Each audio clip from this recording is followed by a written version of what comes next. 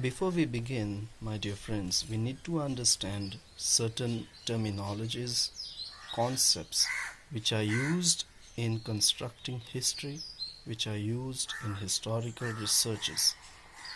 First of all, we need to understand what is archaeology. Archaeology is finding the architectural remains of constructions, buildings of the time, of the ancient times or the previous times, and dating them.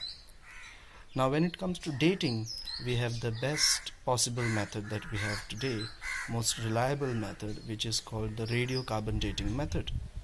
Now, here what happens is the carbon 14 molecule,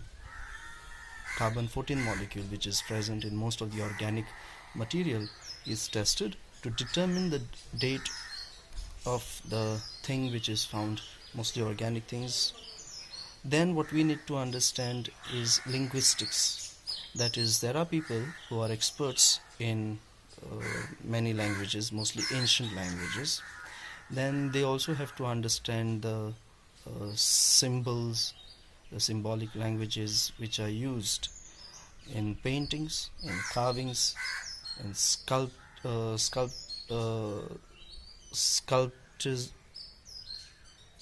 work, in statues.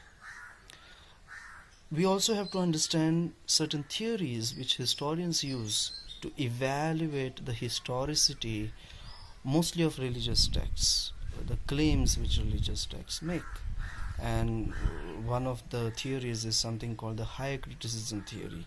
Now, this theory says that a certain event actually happened in the past, and that event was used by the authors of religious texts, divinized it, that is, attributing it to certain divine deities, mostly mythical, and trying to say that this particular event happened because of the intervention of some divine being. For example, the city of Atlantis.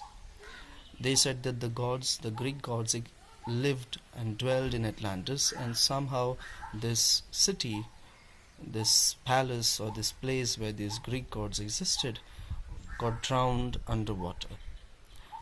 For many years, for many centuries, scientists, historians believed that Atlantis was just a mythical city.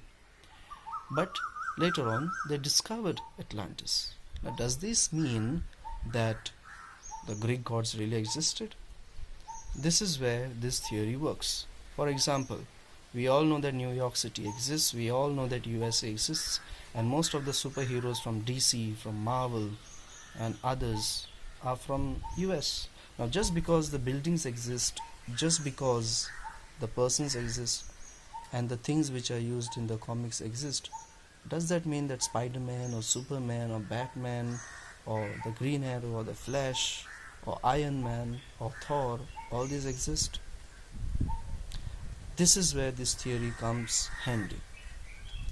The another thing that we need to keep in mind is dating the manuscripts, dating the fragments of certain manuscripts or parchments or leather on which things were written down, documents were written down.